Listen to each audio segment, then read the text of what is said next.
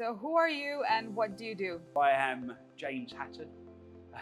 I am currently the branch director for the Palm Jumeirah office with Elysian Real Estate. Nice. So you've been in the industry for quite a while now. How many years has it been exactly?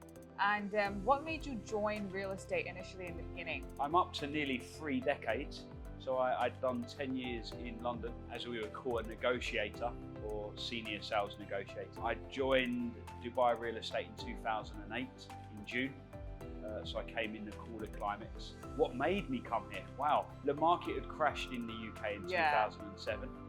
So I think obviously the market was very, very quiet then. And one of my friends basically said, look, why don't you go and see my brother in Dubai? Yeah, why not? So actually, from making that decision to arriving was 8 weeks. I had a 2-year plan. Wow. And 17 years later, here I am. So were you doing real estate back in the UK as well? I was, yes. So why did you decide like, okay, real estate is a career that I'm going to look at even in the UK? Well, I didn't decide that actually. Okay. It was all based on an advert I saw in a newspaper in What? 1998. And I remember actually my mum saying, why don't you apply for this job? This sounds really good. And then that was it really. I made the application, had the interview, had quite a lot of common ground with the director at the time, a guy called Paul. And yeah, got the job, that was it. So Palm Jumeirah has been your specialty for years. It's it's the community that you love. What makes it such a unique market for you and your clients, and why have you chosen Palm Jumeirah? I think the lifestyle it creates. I think you're not always just selling the buildings within a project. You're also selling the lifestyle that the project gives you. I think at the time I was doing leasing pretty much across the whole of Dubai as well. Actually having a little bit more focus, I could see around me it was working really, really well for some of the senior brokers at the time. I just started the leasing department at my previous company.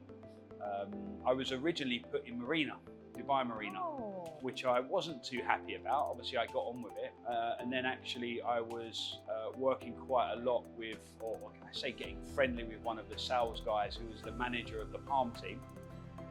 And then an opening came up for the leasing in the Palm. So I actually started leasing in 2009 on the Palm and done that for a year before moving into sales. So what exactly was it that like drew you to Elysian and like set up, as the branch manager and focus on Palm Jumeirah? So I used to speak to Masood all the time because he had some holdings on the Palm. So yeah, I always was in touch with him, as us brokers had to be, always badgering him. But yeah, ultimately always in touch. Then I was working actually as another company as a broker, let's say just after COVID or during COVID. And then Masood had reached out saying, why don't you come and head things up for the secondary team? So the rest is history, I guess. So I think the saying is really true. It's who you know in real estate, Those I think we connections. could say that in the whole of life, right? What is one success story at Elysian that you're really proud of? I think the move from Business Bay to actually having the Palm office, I think was probably one of the biggest highlights, and ultimately I think also a sign of success that we're really started to grow again after COVID. So yeah, I'd probably put that as one of the best success stories, but also building a good team. For years, it's we've really started to see some good team members come in that have been with us from the beginning as well. So that has also been quite a nice highlight. So what is it about Elysian that sets you guys apart from other brokerages? I think the leadership, for one. I think the dynamics on how the leadership works really, really helps us to switch things up quite quickly and conveniently. Obviously the offices, we've got great office locations now. The team, including obviously all of the lovely back team as well, the marketing and the admin.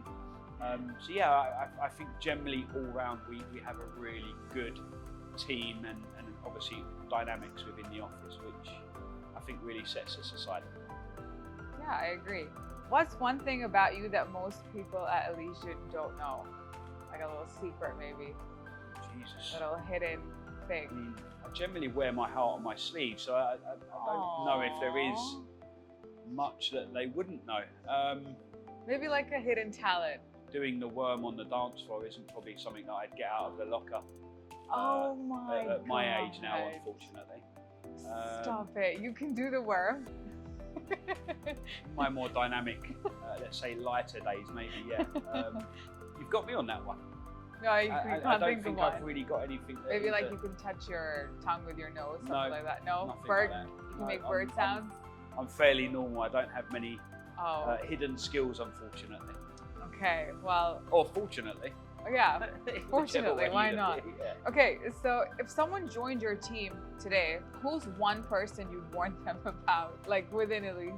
Within Elysian? Yeah. It can be anybody. I think there's nothing to warn anyone about, right? I think, everyone generally works well as a team. Yeah. I'd maybe, as most people would, warn them to be kind to Sunil because he's the one that pays the commissions. Right? So yeah, that's probably what I would initially warn, and obviously be kind to the support team so they can help you a bit more efficiently, right? And if someone joins tomorrow, what's one thing you tell them that they need to have to succeed? I mean, it depends in which level they're coming in.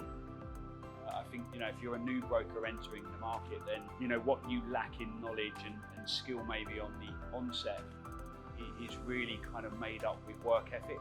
And obviously the rest will come. It's a tough marketplace. If you don't change, you choose. Yes. Yeah, if you're not changing, you're choosing. One. I think a lot of the things that we talk about and discuss in real estate is also stuff that is very much transferable in the real world, whether it's personally, privately, whether it's with family or relationships. I think just really being ethical, making sure that you're giving honest advice, making sure that you're accountable to yourself and to your clients, and obviously work with responsibility. Many people don't realise that we are helping people make it the biggest investment and the biggest decision in some cases in their lives. So I think also taking it to a degree seriously, but also having fun with it. Yeah, exactly. That's good. Okay, so if you could describe your leadership style in 3 words, what would it be? Tough love. Yes. My kind of route up through, I guess, the rankings. Open. Yeah. Honest and expectant. I think, a lot of people will sit there and think that it's just going to land on their laps. Where actually, they're expected to really work, be present, and front and center for all of their clients. Yeah, I agree. What's the most memorable client story you've had in your whole career? Most memorable, I think, and actually one that I tell a lot of people, especially those starting in leasing, is probably my first villa client that I had rented for. Purely because I think obviously I'd built a very good relationship with this particular individual. And the following year, actually he came back to me when I was in sales and purchased several villas on the Palm from me as well. So I think that's probably the most memorable. Wow, that's insane. Oh my God. Okay, last question. What's the best piece of career advice you have ever received? That's a good one. That is a good one. I think I've received so much advice from, I guess, mentors and managers over the years. I think just to keep going and to believe. I think that's probably the best advice that I've received, and that would have been across, my first manager in Dubai all the way up until obviously becoming a manager myself. So yeah, just to keep going, keep pushing, keep believing, keep enjoying what you do. I think as soon as you lose the enjoyment, that's when actually it's maybe time for a career change. But yeah, I'd probably say just to keep pushing and keep front and center. I love that. Thank you so much, James. Really appreciate it. Perfect.